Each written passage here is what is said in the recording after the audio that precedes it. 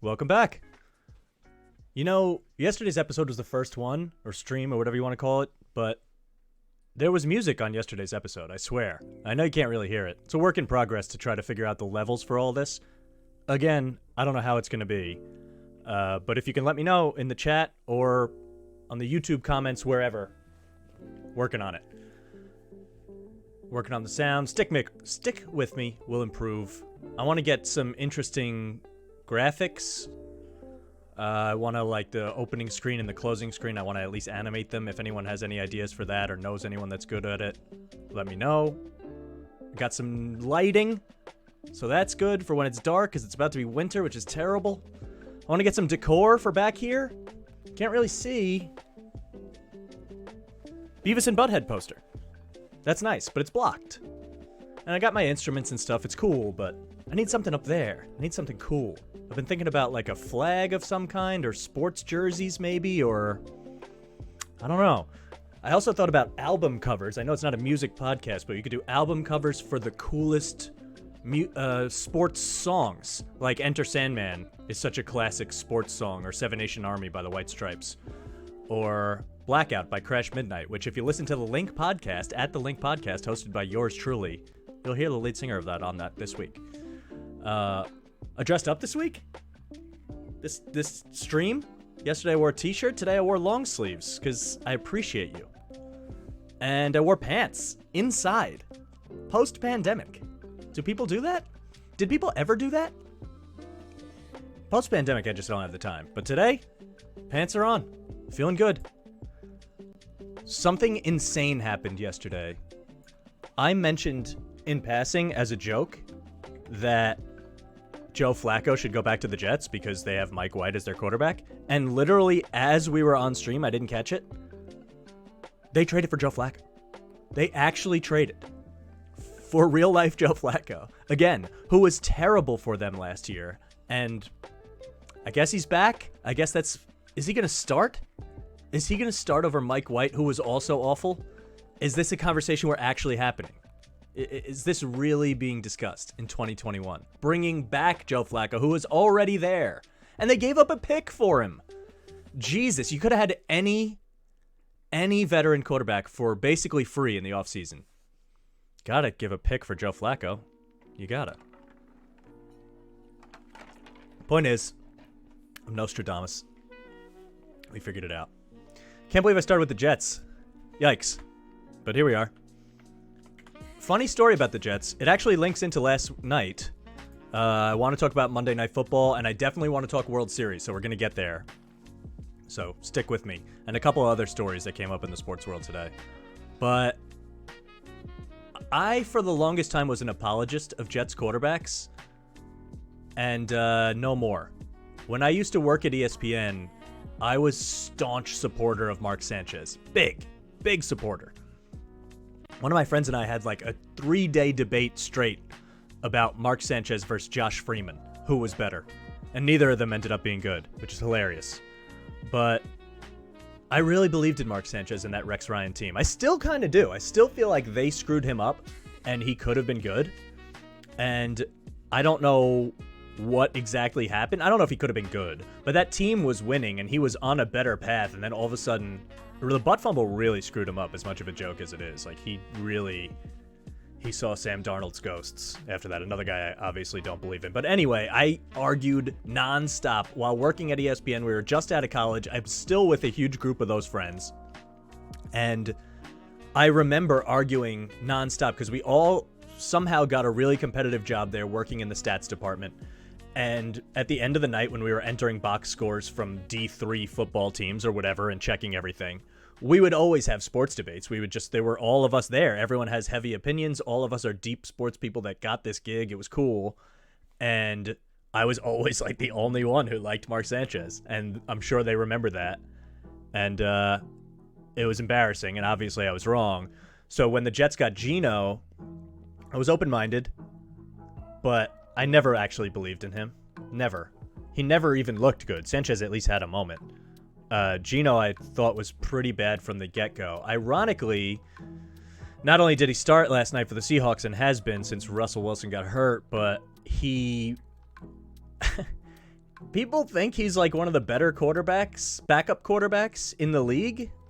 And I guess backup quarterbacks aren't anything to write home about, but man, is Geno really... I'm not going to go through the whole list of backup quarterbacks, but like, for real? Geno Smith is the best you can offer? I don't know. So I said it in yesterday's stream. I just automatically went with the Saints last night. They did pull it out. It was close. But I just can't imagine Geno Smith winning a game. And, of course, I'm in a fantasy football league called Fish and Chips. Shout out to the Fish and Chippers. We never call ourselves that, but now we do. And no one cares about anyone else's fantasy stuff, but I'm going to talk about it anyway. DK Metcalf had like an 84-yard touchdown last night, and I was facing him and had Saints D, and it was incredibly close. So I figured I lost then. I was up like a point after that, and Geno Smith just imploded. DK never got another catch until the fourth quarter, and it didn't matter because the Saints D sacked him a million times. In fact, they get the ball back. I mean, we're going to look at the box score in a second. But they get the ball back. Geno Smith has it with a chance to drive and win. This is the third straight week he's had that, by the way. Against the Rams, I think it was. I don't know if they were going to win, but they were going to cover. They were down like 9, and he had the ball going to drive through an interception. I think they were down 6. He had the ball through an interception, and the Rams kicked a field goal at the very end and covered, which is terrible. And then last week, Pittsburgh, they had a chance. And this week, they had another chance against New Orleans, and he imploded each and every time on the last drive. This week, they had 3 downs. They had the ball. There wasn't that much time left, but they just needed a field goal to go over overtime. And every time someone needs a field goal in the NFL, they generally march right down the field and get it. It's not hard anymore to get to the 40 and kick a 55-yarder or whatever. And he holds the ball too long, gets sacked on first down. Holds the ball too long, gets sacked on second down. Third down, he's under pressure, slings it up. It hits a Saints defender. He couldn't grab it. Same guy that sacked him on the play before, but it was just the worst 3 plays in a row, and I was like, yes, I was rewarded for not believing in Geno Smith. So that was cool. Let's take a look at the box score quick. Yeah. I mean, Geno, 13-10-5. It was an awful game. I don't know why the Saints are this bad. I don't really understand. They have no receivers, right? I get that. Thomas is coming back soon, I guess. Another guy I'm stashing in fantasy. But Kamara, I mean, wow. 10 for 128 and 20 for 51. But aside from him, who are they throwing to? Adam Troutman. Where did Adam Troutman go to school? I couldn't tell you. I'm going to say North Carolina State, but I really just have no clue at all. Dayton. That's red and white. Marquez Callaway, supposed to be good, but he hasn't really had a good game yet. Traquan Smith is back from IR, I guess. I think he was hurt. Jawan Johnson's a tight end. Kenny Stills, mentioned him yesterday. He got targeted 3 times. Didn't do anything. Yeah, I don't know. You would think Jameis could throw it down the field, but then again, he was blessed with Evans and Godwin for that year. And Cameron Brate had a good year that year in Tampa and a good coach. Not that Sean Payton's not a good coach, but like, it makes sense that with no weapons, he doesn't do anything. But he did find Kamara for 10 receptions and 128, which is ridiculous. But why do they struggle so much? Geno was terrible. 12 for 22, 167 and a touch. And you got to remember that it was an 84-yard touchdown that padded these stats. So without that one throw, he's 11 for 21, just barely over 50%, for 83 yards and nothing else. He got sacked 5 times. He didn't fumble. He didn't turn it over, actually, which is... Yeah, I mean, if Geno Smith doesn't turn the ball over, I guess you would hope that you can win the game if you're Seattle. You would have probably said that, but he did get sacked 5 times. They don't have a running game either. Tyler Lockett can't get the ball because Geno can't throw it down the field. He doesn't have enough time to throw it, and he just can't. This team is so bad. But I just thought it was so funny. This play-by-play, I mean, it's got to be right here. This is the kneel to win. Yeah, 1st and 10 at the 25. There's a minute 56 left in the fourth quarter. I believe they had a timeout. They did, because they took it right here. So he throws an incompletion. Oh, because they went for it on 4th down. Yeah, that makes sense. He throws an incompletion over the middle to DK, which would have screwed me in fantasy, which is hilarious. Obviously couldn't complete a pass. Sacked. They call timeout. Autoplay on ESPN needs to not be a thing. They call timeout, and then incomplete is a really nice way of putting it. But Demario Davis, former Jet, he was good. They should have re-signed him. Really should have picked it. Had 2 hands on it. Dropped it. Yeah, just awful. Just all around terrible. I don't know what to make of these teams. The Seahawks we talked about it yesterday on stream, and you can go to YouTube and watch that if you want.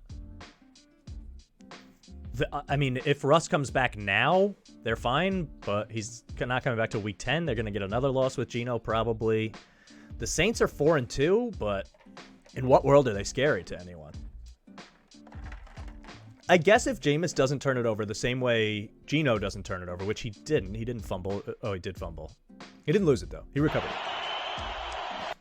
Dude, the autoplay.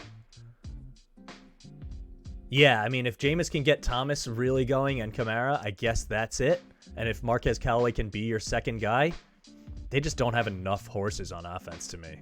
The D isn't bad, though. Demario Davis is awesome. But yeah, it was just a little ugly. Russ on the sideline looked... I wish I could find a picture of it, but I should have taken a picture of it. He looked so miserable. It's pouring rain. He knows Geno Smith is about to blow this. And if you can imagine Russell Wilson getting the ball with DK Metcalf and Tyler Lockett, and their offense relatively healthy, aside from Chris Carson, who they wouldn't have used in this situation, he would have driven them down the field and got a field goal in his sleep. He probably would have scored a touchdown, won by 4. And Jameis wasn't getting the ball back and driving down the field for a touchdown, probably. I mean, maybe, who knows? But, like, Russ wins that game, and you know he's going to win it as soon as he touches the ball with 2 minutes left. It would have changed everything. There was also an offsides on 4th and 5. New Orleans was going to kick a field goal earlier. It was 10-10 on that last drive. Seattle would have had, I mean, they would have had more time. It doesn't matter. Geno's awful. But yeah, they would have kicked a field goal earlier, 4th and 5, and Seattle just runs offsides, encroachment, trying to block the kick. I don't know what you're doing. It was a short kick. And then terrible clock management by the Saints. Speaking of clock management, I realized I'm wearing a watch today because I'm trying to be fancy for you guys. And this watch is not supposed to work. I thought the battery was dead, but now the battery is working, but it's just going at whatever time it wants. It's like Willy Wonka time. Or no, not Willy Wonka. It's like Alice in Wonderland time. I don't know if either of those references make sense, but also Johnny Depp played both of them. So, you know, do something with that. But yeah, it just spins at a weird time, and I kind of actually like it. I got to get it fixed, but it's creepy and interesting, so I'm keeping it. Anyway, offsides, what are you doing? I wrote down a note that there was a play where Jameis threw it out of bounds. It must have been, not that you need to see it on the play-by-play, but I just want to know. It was during this drive, and it was towards the end. He did get sacked at the end, which was bad, but not as bad as this one, the second and goal play. So they have 1st and goal from the 6. They give it to Kamara. He gets stuffed. So they have 2nd and goal from the 8. They try to throw with Jameis. He rolls out hard to the right, and clock is ticking. Seattle has 1 timeout that they've been trying to save for their offense, and he throws it out of bounds 10 miles. Just slide. Just if you lose a yard, it doesn't matter. Even you might even gain a yard. Just run. I hate the autoplay. Just if I can turn that off, someone tell me how to do it. It would be amazing. Chad, hey, what's up, bud? Yeah, he should just slide. Just waste the time or force Seattle to call a timeout. I know it didn't matter in this game, but it just bothers me when quarterbacks don't know this stuff. It's weird. It's like there's a lot of things to know. It's a hard job, obviously. But if I can know it from my couch, that should be grained in practice, when to slide, when to throw it away, when to do this, when to force the ball in. I know Jameis isn't the shining beacon of doing the right thing at the right time, but Jesus Christ. Yeah. Anyway, drives me insane. Bad clock management. My watch doesn't work. Russ was unhappy. We're moving on. There were a couple other stories today. I want to get to the World Series. We're going to talk about that. But there were some stories here that are alarming. Russ hurt, Zach hurt. What can we concur about Wilson in the NFL?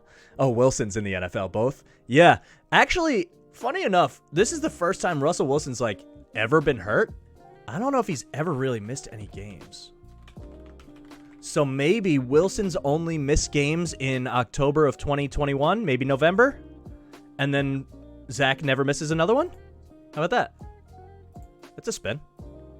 Spin zone. Russ, 16 across the board. They miss games in bunches.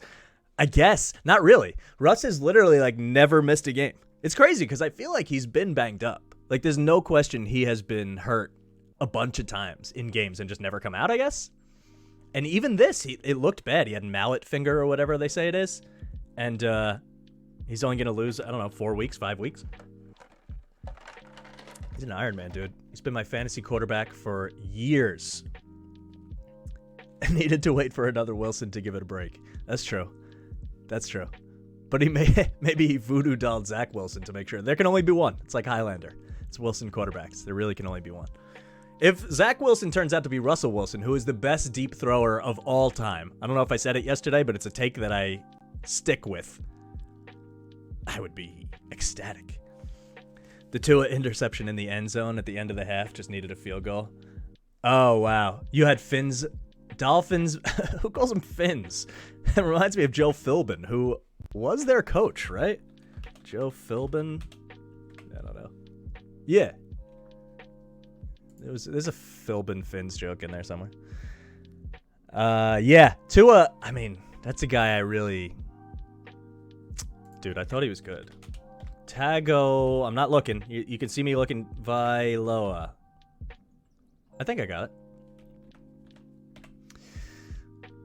When I had to get the job at ESPN, we had to take a test, and it was full of like interesting spelling stuff. I remember Chris Famutu Ma'afalo was on there. TJ Hushmanzada. You had to like spell all their names without looking at anything, obviously. Somehow I passed it. There's no way I got them all right. Yeah, a lot of people call them the Finns, I guess. I feel like I called him the fish in our group chat and got yelled at, I think. And then I corrected it to mammals. Still got yelled at. I hate to see it. Yeah, I mean, his completion percentage is good. He's just been hurt. Like, if he's not hurt, is he bad? I don't know. I still am not sure. 7-4 is not great. He didn't look good this week, and he's been hurt again. Last year, Fitzpatrick kept coming in. He didn't really have the offense. I don't know. I'm not, like, out on Tua. I actually feel like if he went to Houston, that might be like a Jared Goff situation where they don't actually want him. They're just going to start him for a year and then move on to someone else that they draft. I don't know. Burrow's the best? Yeah.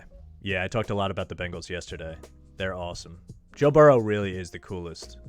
It's weird how, like, him and Tua were both so good in college, like cream of the crop, winning national championships, throwing it downfield every time. And you see Burrow still do that in the NFL, but Tua never throws it downfield. I know I said this yesterday, but still, he never throws it downfield. It's weird. Yards per attempt, 7.1.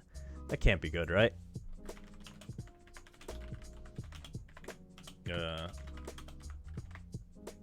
Let's see.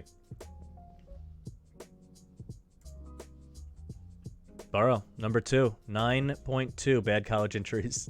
The Francesa curse. You're right. He did love him. Mike did love him. I don't know if he still does. We'll have to get him on the pod and ask. Imagine Mike doing Twitch. That'd be cool. Russell Wilson, the best deep thrower of all time. Of course. 9.6. 7.1 would be Tua's down here. 23rd. I mean, I guess it's not the worst in the league, but the guys below you, do you want to be with them? You're below Daniel Jones, Danny Dimes, the best receiver in the league, and Jalen Hurts, Heineke. I mean, this is a sad list. Trevor Lawrence, Sam Darnold, Jared Goff, Zach Wilson. The Wilsons are pretty far apart. I would watch a reality show called The Wilsons where they hang out, I guess. Big Ben. Big Ben's terrible. Jacoby Brissett. Yeah, I don't know. I don't know, man. Tua's something. Also, did you guys see this Blackhawks report today. It's insane how every day it's like, oh, one of these teams is doing something awful, and we're just going to have to figure it out. And my whole take on this, not to bury the lead of what they did, you could maybe read it and I'll talk about it, but we need to just start removing owners. I don't know how that happens, but in businesses too, it's like, it's ridiculous. They did it to Donald Sterling with the Clippers. He came out with that awful video and they basically forced him out. He sold the team, but like, no one was going to have him in the league anymore. Why don't we do that for this kind of shit? What is the racism more important than the sexual assault allegations? I don't really get it. I think you can just assume every team is doing awful things, just don't get caught. NBA is different. How's the NBA different? Also, I love the NBA, first of all, so I'd be the first to apologize for it. But, yeah, I'm down with just don't get caught. Ric Flair, baby. Woo! If Snyder was in the NBA, he'd be gone years ago. Oh, you're saying NBA is better. Yeah. I'm twisting your words because I know you don't love the NBA. But, yeah, it's better. They don't deal with this kind of shit. So this story, Blackhawks sexual assault allegations against video coach Brad Aldridge during the 2010 Stanley Cup run. Why does it always happen when they're good? I mean, the answer is very obvious. It's that the news breaks eventually because they swept it under the rug while they were good.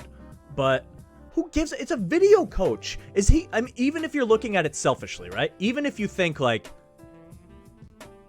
okay, we need this guy to win the cup, and we need to brush this up. You're not doing that for a video coach. So what is the point? You get better PR by firing him immediately and coming out with it. Everyone's on your side. You actually do a good thing by getting rid of a piece of shit guy, who I don't know, but it seems that way. And your team's not going to lose the Stanley Cup because you fired a video coach. It's just ridiculous. They got rid of the senior director of hockey administration too, and they're fining the team $2 million. But to me, it's like slap on the wrist stuff.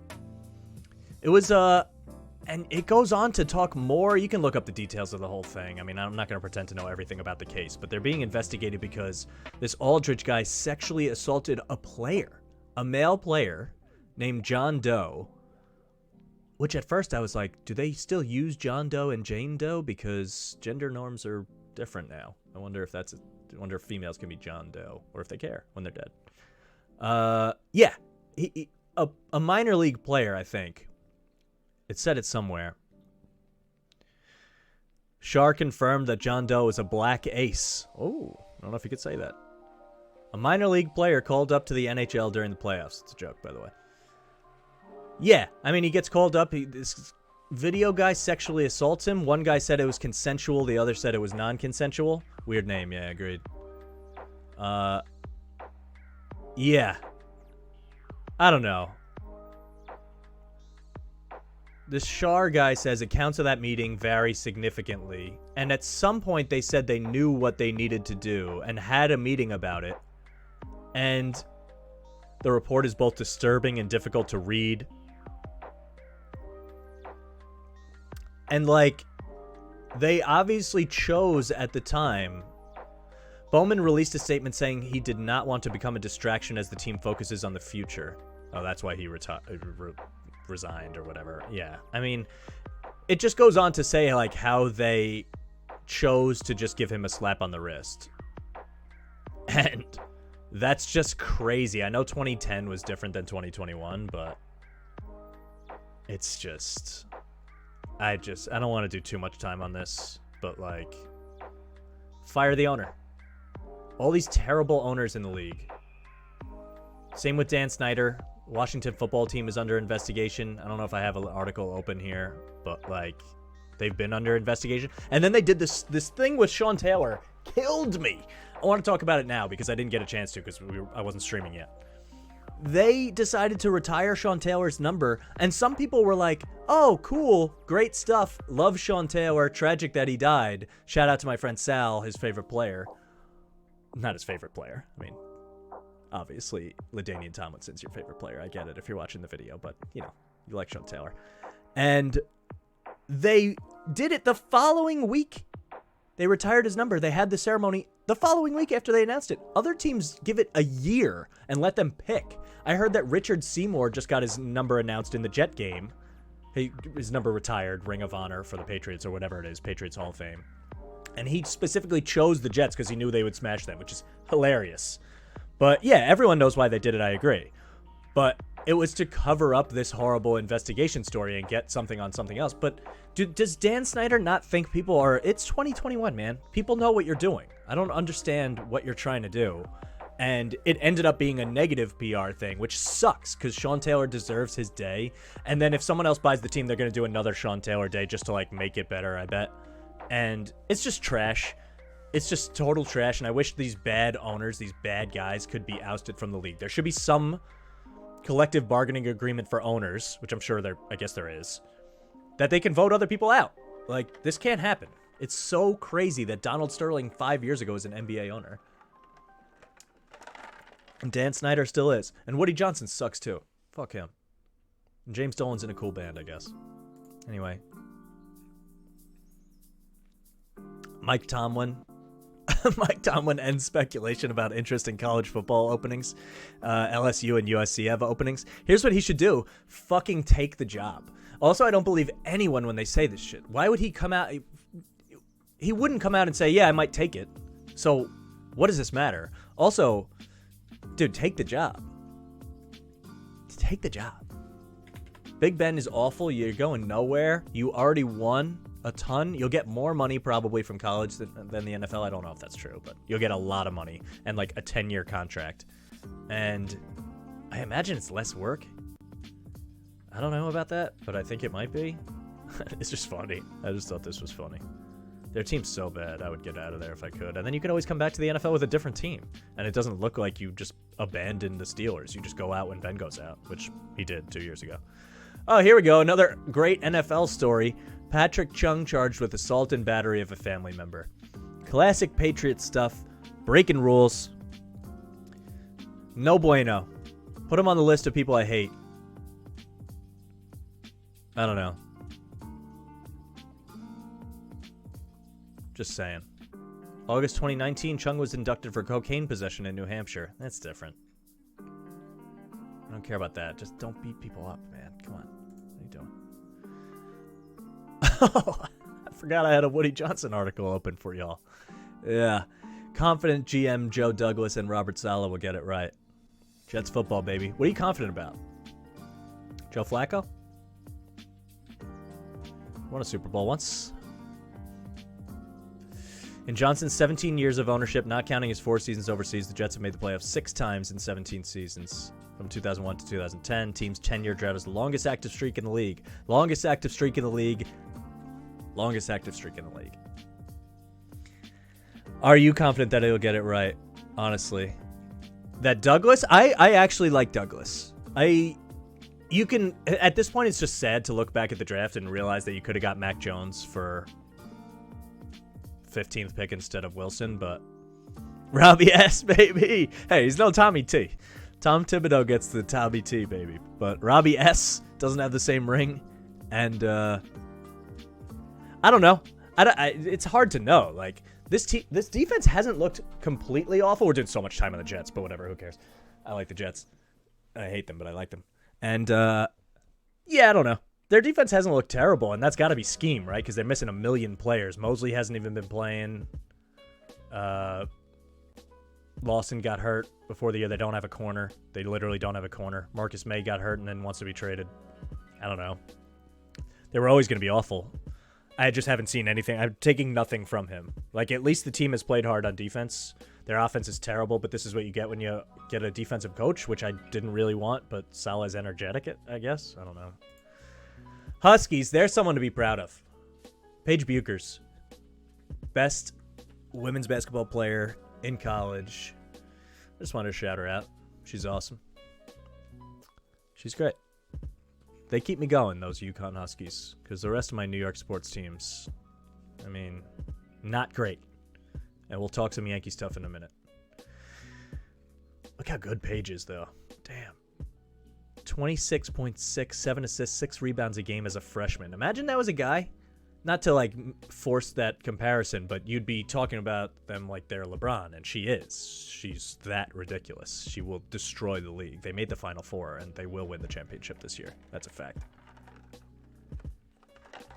Put it in the books. Yeah, team's awesome. We'll talk 1 minute of women's basketball at a time, but we'll get it in there. I love UConn. Huskies, baby. All right. I don't think there was anything else. Let's talk baseball. Let's talk baseball. World Series tonight. I don't know if it's me, and I don't know if it's other people. I don't know if anyone feels this way, but it feels to me like baseball is just not nearly as popular as, obviously, football, but I think the NBA has passed it by also. And it's still ahead of hockey, but I just don't feel the hype. I don't know. I don't hear people talking about the World Series. Maybe it's because there's two weird market teams in it. And Houston's just not interested. No, thank you.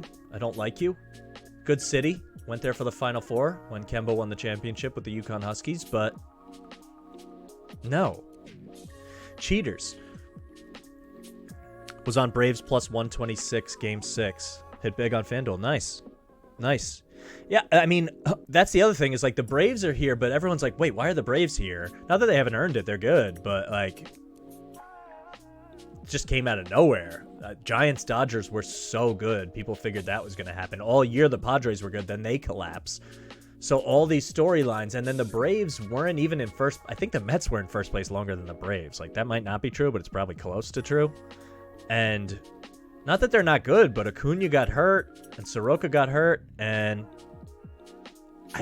no one thought this was coming. And then they just all get hot at the right time. They have these journeyman guys, these random ass players. Their lineup is so bizarre. Wonder if the lineup's out. It is. But yeah, I can't imagine the MLB is happy about how this is going with these two teams. The ratings can't go that well, but I'm excited for it. I don't want to shit on it. It's going to be fun to watch. I hope the Braves dominate. I'm rooting for the Braves hard. I hate the Astros. The Astros, this is a different cheating thing. We talked about like criminal stuff before, but this, I think everyone is doing some version of this. It's just scouting taken to a degree, and wherever you draw the line of what's cheating or not is fine. And they did break the rules, and they deserve to be punished for it. And their manager got fired, and, you know, all that kind of stuff. But I think the bigger problem was not that they cheated, for me anyway. I don't know how you guys feel. Tell me in the chat or in the comments of the YouTube. But it's not that they cheated. It's that there was like no punishment, really. They got rid of a coach they probably didn't need. Obviously, they're in the World Series, and they might win, and their team's just as good. And they got rid of like all their pitchers, and they're still just as good. And the players didn't face anything. Nobody cared. They just keep getting big contracts and getting paid, going to the World Series. There was nothing. They had one down year, and it was the COVID year. And it's like, and that wasn't even a down year. They just didn't go to the World Series. It's just so hard to paint them as good guys. I might not care as much as other people, honestly. I'm salty because they beat the Yankees in the year where the Yankees were really good. And so they took that away from me and the team. And I hate that. But, yeah. You can root for anyone. Just don't root for the Astros. Just, come on.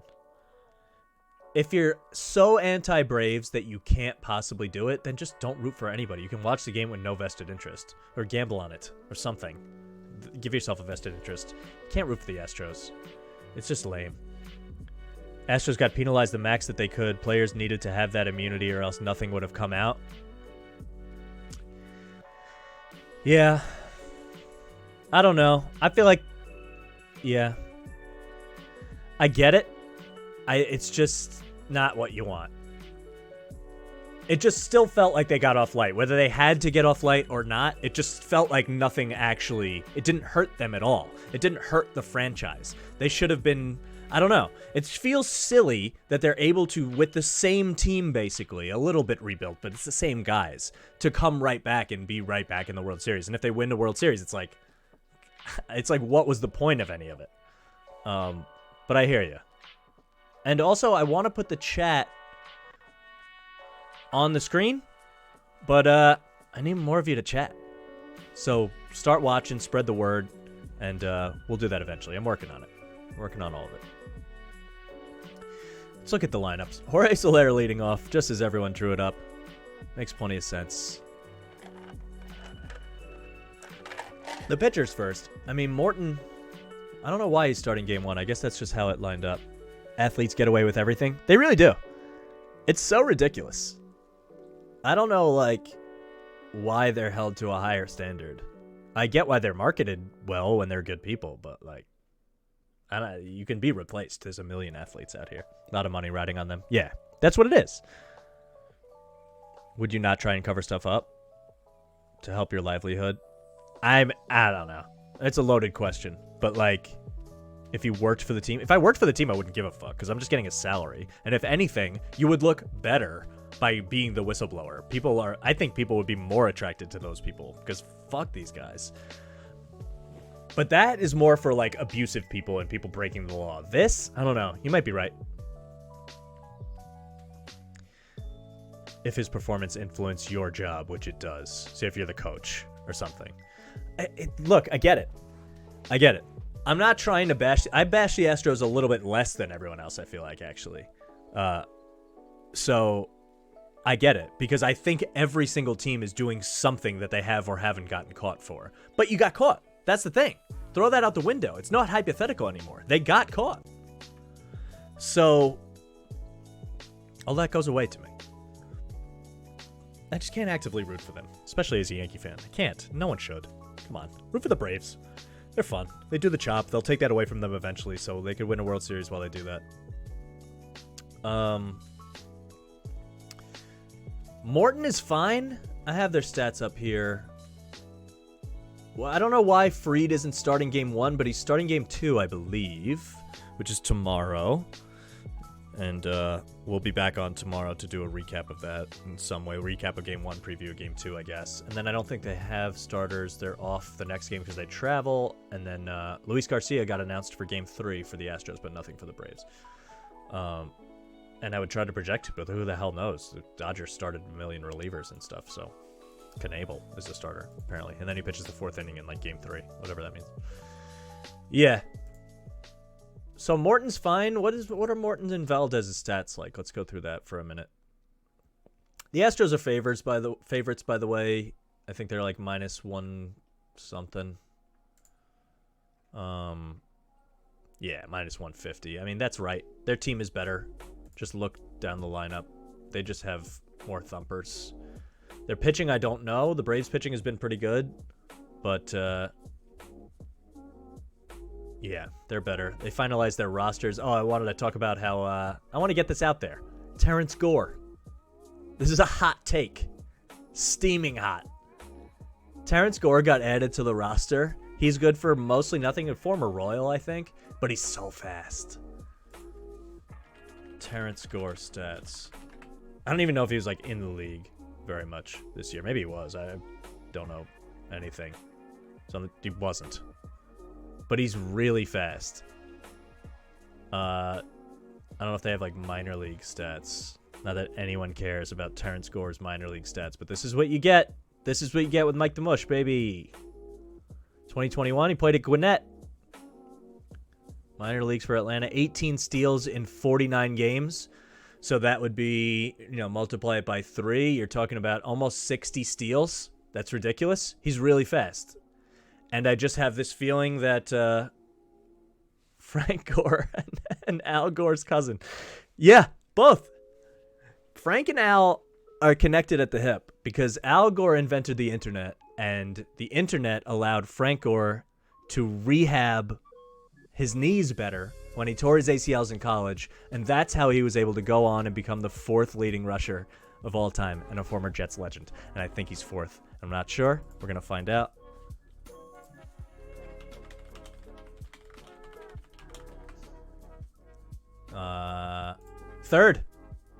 Third. Ahead of Barry Sanders. What a guy. Frank Gore.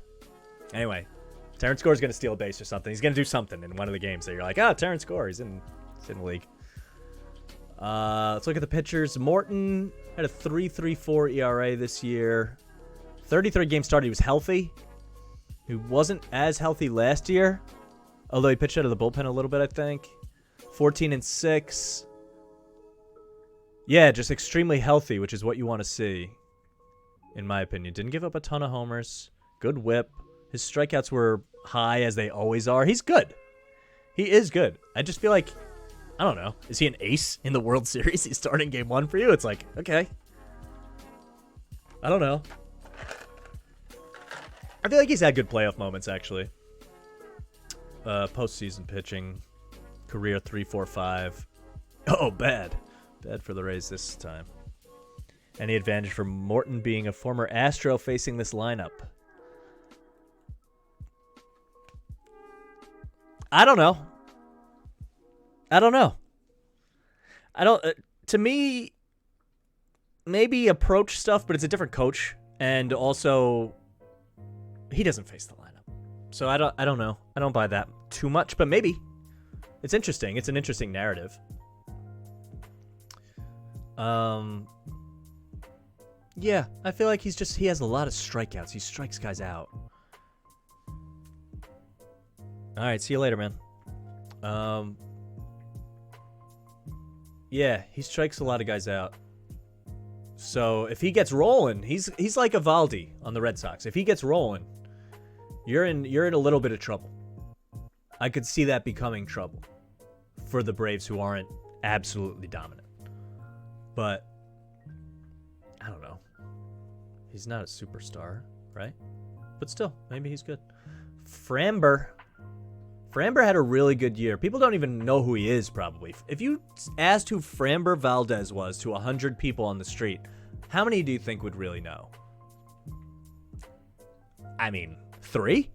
Even if you figure that 50% of those watch baseball, nobody knows who Framber Valdez is. Lefty, though, so that makes it a little interesting. The Braves stacking righties. They have Freeman in. Albies is a switch. Eddie Rosario's still playing, but he's really good, so you're not going to take him out of the lineup. Jock is playing. Obviously, Acuna would be in there. I don't know who else they really have. Wait, actually... No, Austin Riley's playing. Okay. Yeah, I don't know who else they would really play that's a righty off the bench. I have the Braves stats here somewhere. Here.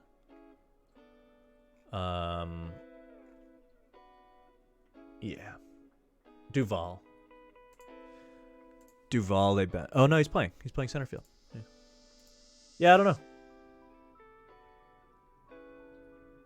Can't start a catcher. Abraham Almonte, I don't know if he's, obviously, this is the lineup they're going with. They only have so many guys. But, and who knows? Framber Valdez probably isn't pitching 8 innings anyway. I wonder how he is against righties. He's pitched in the playoffs already, right? Yeah. 2.77, but he was out of the bullpen a lot of that time. This is his first year, I think, as a full-time starter. 22. Last year, he split time. He had 10. And the year before, he had 8. But this year, I don't think he pitched out of the bullpen at all. 22 games, 22 started, yeah. So, he's good, but he's not as good as Charlie Morton, actually. I don't think so. He's younger, and his arm is... I don't know if his arm is more alive. I don't think he throws as hard as Charlie Morton. We can look.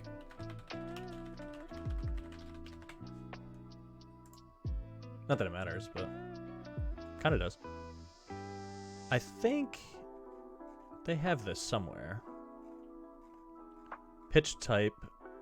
Pitch info. Here we go.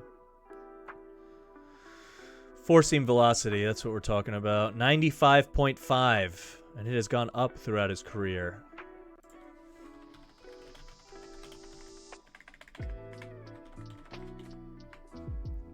Framber Valdez throws. Did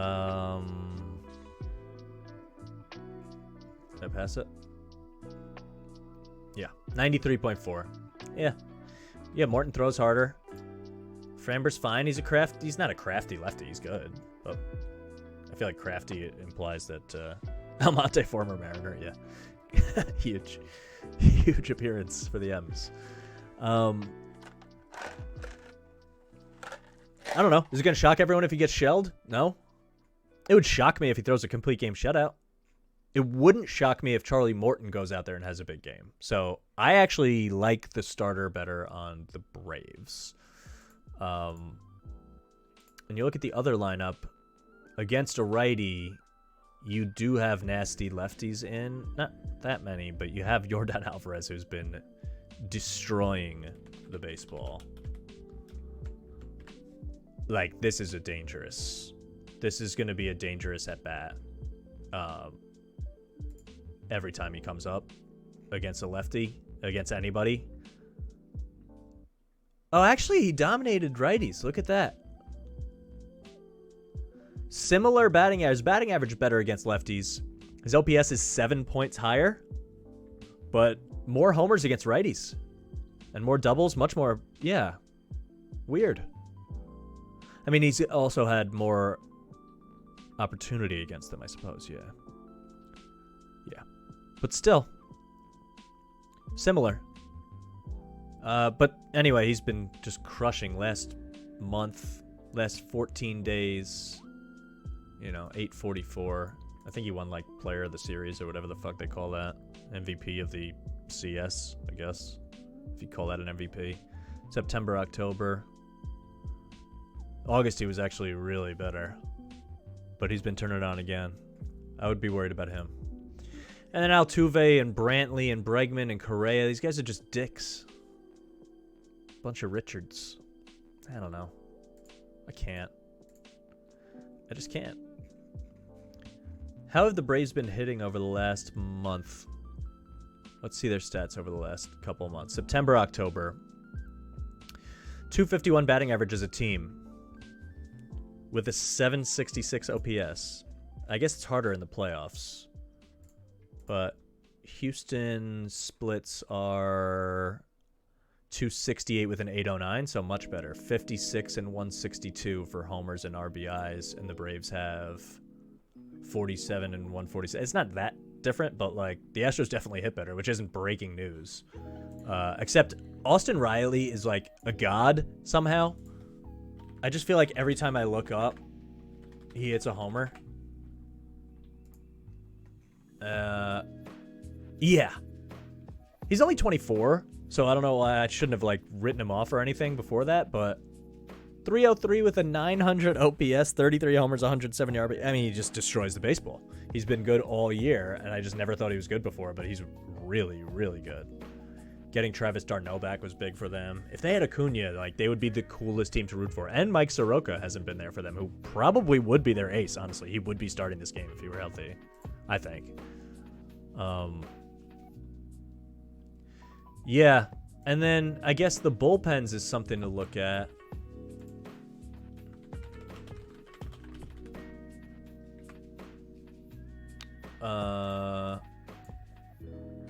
Where should we look for depth charts here? MLB.com should be good. Yeah, I mean, Smith, Jackson, Matzik has been really good. He's been striking out everybody. Chris Martin, Jesse Chavez as a long man, who I just realized is still in the league, former Athletic, so that's a thing. AJ Minter is supposed to have been good for years, and he just sometimes is awesome and then sometimes blows up, but that's a pretty deep bullpen. Astros bullpen, depth chart, MLB. Googling lessons, folks. Yeah, I don't trust this bullpen nearly as much. Not nearly as much. Kendall Graveman is the Jesse Chavez of this team. Blake Taylor. Christian Javier is good, but he's a starter by trade. But I think he's been out of the bullpen most of the year. I used to have him in fantasy baseball. I'm intrigued by him, if I'm being honest. I also still wonder if people can hear the music. We're going to find out. Episode 3 tomorrow. We'll try to fix that even more. Or it's great, and you love this. Yeah. 9 starts. Good whip. A lot of strikeouts. Yeah, he's good. He's good. I'm a fan. Ground ball percentage, fly ball percentage, both low. He just strikes a lot of guys out, and if he gets hit, it's probably going to be hard. But I like him. Ryan Stanek is like, if Ryan Stanek gives up 5 runs in a game, are you going to be shocked? Brooks Raley, Ryan Presley's fine. Like, I don't know. These guys don't scare the shit out of me, and neither do any of their starters. Lance McCullers apparently is hurt. I don't think he's playing. I don't think he's even in the series. Ruled out for World Series. So, to me, I think Greinke is like fine. He can turn out a good start, but I don't think he's going to shut you down anymore. He's not even starting game 1. I know the timeline didn't work out for that, but like, I don't know. I like the Braves, honestly. I know I like the Braves, but fun World Series fact. Brian Snitker's son is the assistant pitching coach for Houston. Someone in the family gets a ring. Wow. That is a fun World Series fact. I wonder, I would love to know, and if Brian Snitker ever wants to come on, we know you're listening. Come on. But do they talk? Like, do you think obviously they talk, but do you think they like share stuff with each other? I always wondered that about like Eli and Peyton Manning too. They said they did. Also, the Manning cast is awesome on Monday Night Football. If people aren't watching that, I don't know what you're doing. I'm sure there'll be a day where we have to talk more about that, but yeah, wow. Snitker's son. Well, I hope he's up to the task, because I don't think Houston's bullpen or rotation is better than the Braves. I think Max Fried is the best starter in both of these teams. I would take the Braves bullpen, and the lineup I would give to the Astros, but not by enough. I love narratives, and I could totally see Jock Peterson having like a huge World Series and winning like a World Series MVP. Something stupid. Something like weird but memorable. Hit that big homer in the CS. They beat the Dodgers. I mean, I could see something like that happening, or Austin Riley going crazy, or like Travis d'Arnaud having a big moment. I just love narratives. I do this with everything in sports, and it gets me in a little bit of trouble. I actually do FanDuel also, daily fantasy, which I'm a fan of. And even tonight, like I did let's see. I did a basketball one, and I just love to think about, like, I love statistics also, but I love to think about what the next day I would be talking about on here, you know, even though this didn't always exist, or like what SportsCenter is going to lead with, the big story of the day. So tonight in FanDuel, I did Steph Curry and Seth Curry, because if both Curry brothers go for 40, I'm like, yeah, I could see that becoming a thing that people talk about on a given night. It would be so awesome. Or Kemba Walker and Derrick Rose together. Like, I could see people saying, like, oh, the combination of Knicks point guards is going to be really good, and they went for 60 combined, and they're a threat, or whatever. Or Carmelo Anthony tonight might be starting for LeBron, or LeBron might play. I don't know. By the time you watch this, you might know the difference. But I could see him having a big game. Like, oh, LeBron goes down, his buddy has his back, drops 30, Carmelo vintage, blah, blah, blah. Probably won't happen, but I just love these narrative things. And I could see the same thing with the World Series.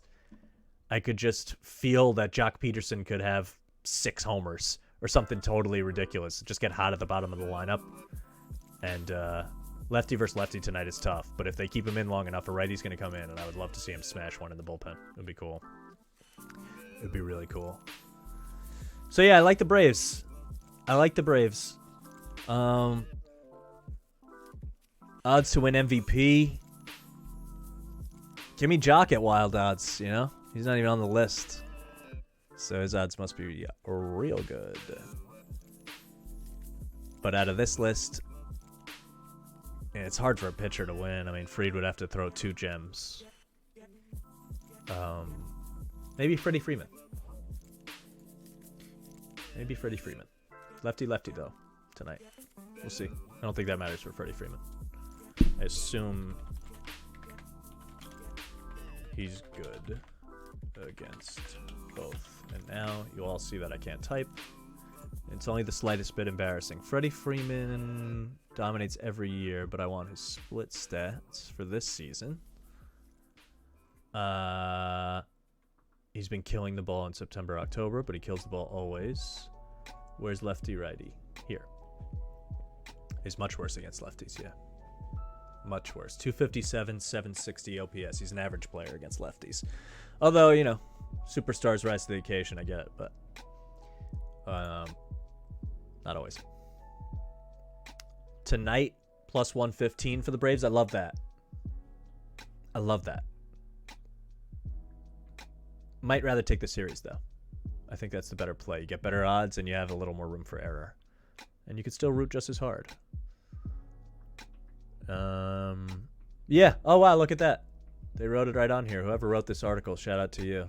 I wish I read it before I started. Dave Sharapan. Good man. Good man. A lot of betting rules that they go over. I was wondering if there were any cool stats in here, but in any case, I think the odds are good on the Braves. And I might go for that. I think it'll be good. And you can't root for the Astros. I mean, you just can't. Come on. There's nothing fun about them. Who likes anyone on their team? I like George Springer, but he left. UConn alum. Me, him, and Kemba all graduated in the same year. Not bragging. A little bit. Anyway, that's pretty much it. I could do basketball, but we have tomorrow for that. More World Series stuff tomorrow.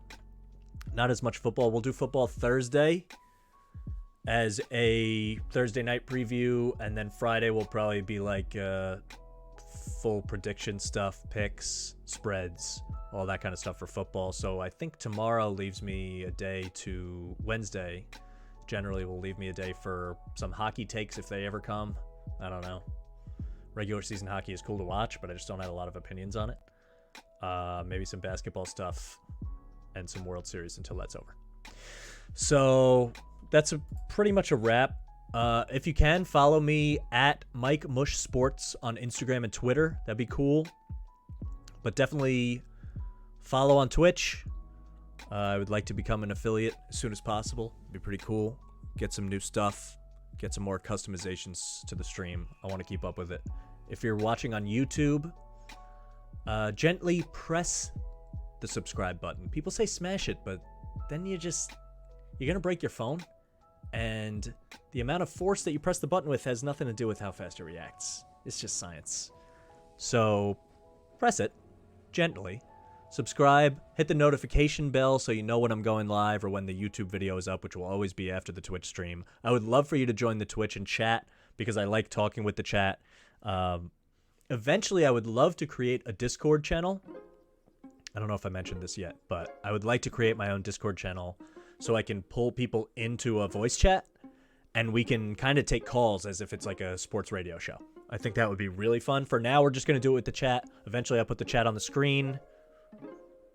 Here-ish. But, you know, we're working on it. But the calls would be really fun. I want to do some video chat stuff, too. I would like to have guests every now and then. And I think that might be a way to do it, even if it's just voice. Maybe we can do video. I don't know. We'll see. Also, if you want more from me, I have an audio podcast, audio only, called The Link Podcast, at The Link Podcast on Twitter and Instagram. You can find that everywhere. And, go Knicks. They play tonight. Go Knicks. Go Braves. And I don't know. We'll see you next time. I'll be back tomorrow. There's more to talk about. Peace out.